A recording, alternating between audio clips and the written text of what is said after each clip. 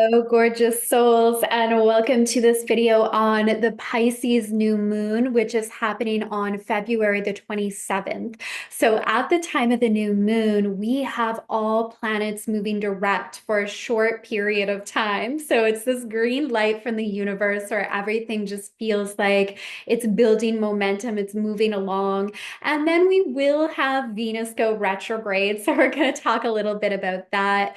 This Pisces new moon is also very special because the ruler of the new moon, Neptune, is at the final degrees of Pisces. And this really is a closing of karmic cycles. It's getting ready to begin a new chapter at the end of March. So there really is a lot going on right now, but a lot of beautiful energy. So we're going to take a look at how to co-create with these cosmic shifts. So I just want to take a moment to welcome everyone. If you are new here, say hi below. My name is Kara. When I do these new and full moon videos, I'm studying the astrology. I always share my screen. We dive deep into the energies, and then I share guidance from the Akashic Records as well on how we can work with this in the highest timeline possible to support the evolution and the ascension that's happening on the planet.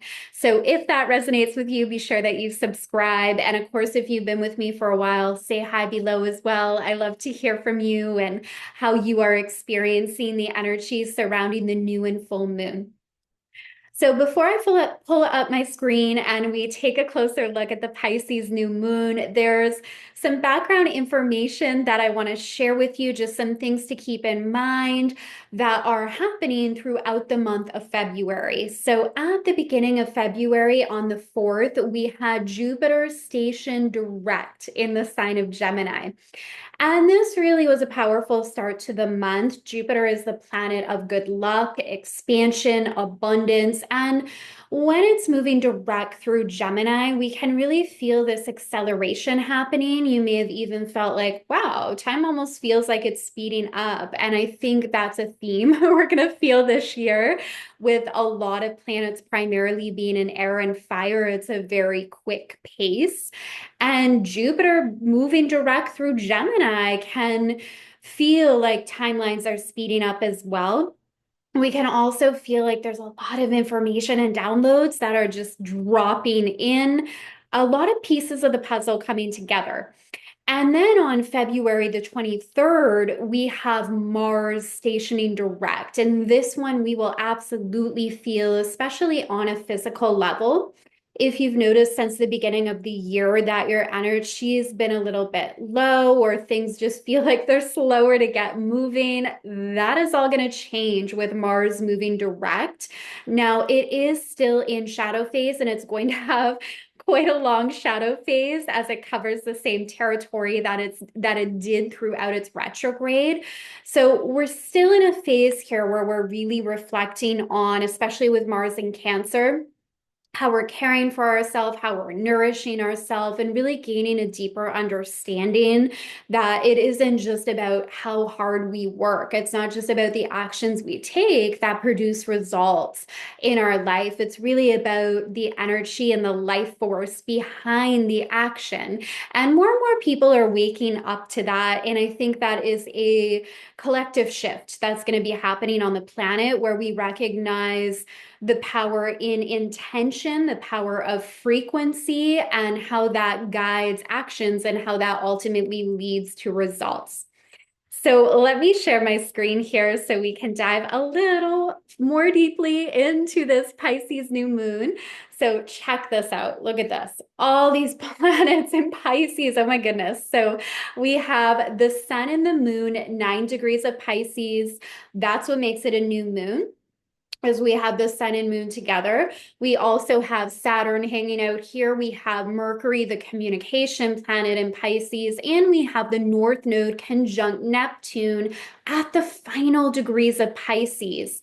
So the Piscean archetype is all about transcendence. It's really about who we are beyond this physical body, the ability we have to connect with higher realms of consciousness, to be here in human form, yet still have an open channel of connection to our higher self. Pisces is very related to the dream realm. So, with all this energy concentrated in Pisces, you may find your dreams are extra vivid right now. Really pay attention to synchronicities. This could be a time where we experience deja vu.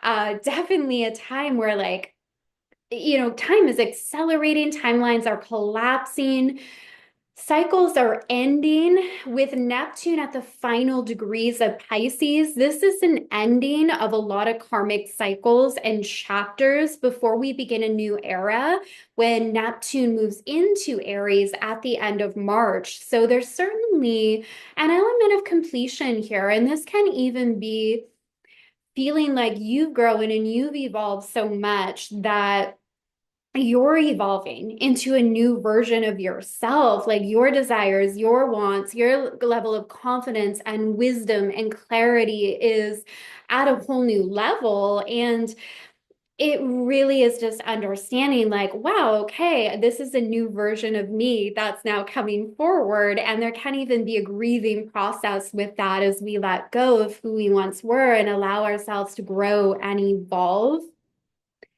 The Pisces energy is extremely intuitive. So trusting your intuition is so key right now, because the lower octave energy of Pisces can be confusion. It can be indecision. It's this feeling of like you're walking through a fog and you're just not sure what direction to go. Everything feels a little bit hazy. Everything feels a little surreal. So the key with all of that is trusting your heart, trusting your intuition, letting go of the need to control it all. More than anything, Pisces teaches us surrender. The very final zodiac, before the very final degree of the zodiac, before we start a new journey with Aries, it's about surrender. It's about how we can trust in the universe a little bit more and looking at the areas in our life where we're trying to control, because right now, like, that won't work. If we're in places where we're trying to control everything in order to feel safe, controlling other people, controlling outcomes, thinking that the external needs to look a certain way for us to feel safe and cared for, like, we're just going to feel extremely overwhelmed and maybe even sad or going through periods of grief. Because the key is really, can I trust? Can I trust a little bit more? Can I surrender a little bit more? Can I know that there's a greater plan that is unfolding here? Pisces really teaches us to go with the flow of the current, to go with the flow of life, and to open up to the beauty of this earthly journey. So this past week, I hosted a sacred leadership challenge, and I'm going to share the link with you below, because all 5 days are now available on replay. And it was incredibly powerful. It was all about rising into our power as sacred leaders, turning up our magnetic presence as leaders, paving the path for higher consciousness on the planet. And all those videos are now available. So I'm going to post them below if you want to jump in and access that. So this Piscean energy really is about leading with heart, leading with intuition, and, not needing to control it all in order to feel like we're safe in life. Like, we're safe because we are. It's about leaning in and just trusting that flow of life. And with Mercury in Pisces as well, Mercury is the communication planet. So when it's in Pisces, our communication is very intuitive. We're able to see beyond just the words that someone is saying, and we're able to sense the intention behind it, the energy behind it, especially in the highest octave. Again, in the lower octave, there's always this element of confusion or haziness with the Piscean energy. The lower octave could also be escapism, feeling like you're so overwhelmed, or like the world just feels like too much. So we fall into addiction or escapism patterns. So noticing where that comes up for you, whether it's just endless scrolling on TikTok or Instagram or YouTube, where we kind of go into this autopilot state and we're no longer present or aware of what we are consuming or consuming with intentionality. But in the highest expression, this is such a beautiful energy, just embracing the gift of being here in human form at this time of ascension on the planet. And I talked about that this week in the Sacred Leadership Challenge as well, that we are at a time of ascension, and it really is a gift to be here on the planet during such a rapid time of ascension. And it may not always feel like that when there's a lot going on that could trigger feelings of overwhelm and fear, but we want to be aware of where we're getting entangled in any of that and come back to our power and the vision in our heart and know that we're shaping the direction that this planet is going. So much Piscean energy here. And it is also forming a positive aspect, a trine with Mars. So Mars now finally moving direct. So again, you can find like physical energy is coming back, moving direct in Cancer, fueling, especially fueling this Saturn energy. So this is really good with any new projects that you want to move forward with, really having that combination of like the energy, the focus, the drive with the structure and the systems that are needed to create success, with Mars flowing in harmony with the sun and the moon in Pisces. This is a lot of water energy right now. So definitely that intuitive element, that reminder to lean in and go with the flow. There's also something here about turning your dreams into a reality. Pisces energy really captures the gift of imagination. And our imagination acts as this powerful portal that brings us from where we are into what is possible. And children have such a beautiful imagination. Like when we are kids, we are so connected to source and we allow ourselves to dream and we allow ourselves to play. And we know there's power in that. And we need to remember that as adults. And this energy here, all of this energy in Pisces, trining Mars in Cancer, can really help remind you of the power in dreaming and being able to see beyond your current situation into a new possibility. Like that's how we create change. Otherwise, we just recreate the same patterns, the experiences again and again, unless we are able to hold a vision for something new, something different. And this north node here, this north node so close to Neptune, this is a beautiful meetup. So earlier this year, we had the North Node moving from Aries into Pisces, and the North Node takes about 19 years to move around the zodiac. And Neptune spends about 14 years in each sign. So, this beautiful alignment of Neptune and the North Node really is a higher calling. This is really about looking at, okay, this ascension is happening on the planet, change is occurring. What role do I play? And if you're here, you play a role, you have a purpose. And I'm not sharing this to in any way evoke a feeling of stress or overwhelm. It should actually be exciting. Get curious about what is my higher purpose? What is my higher path? And moment to moment, are you living in alignment with your highest self, with your highest timeline?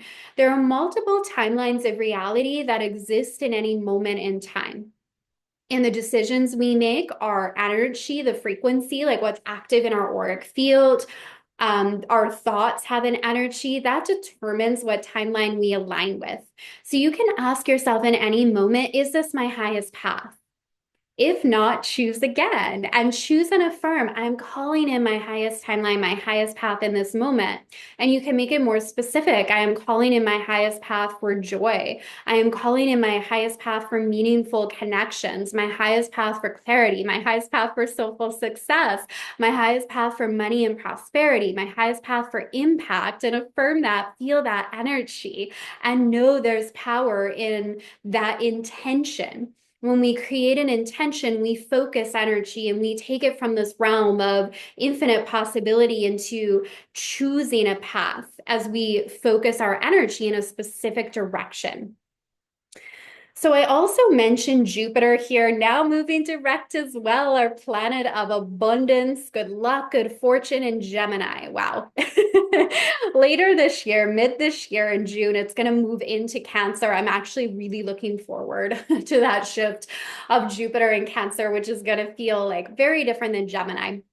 But I mean, right now it's 12 degrees of Gemini, so it's still going to be making its way through this sign. And I would say be very intentional about the information you're consuming, the source of the information, perhaps the intention behind that information. Like, we really have to ask those questions right now and be very aware of the information we are taking in, whether it's useful, whether it's helpful. Is there an agenda behind it? Be intentional, stay aware, stay awake, stay focused.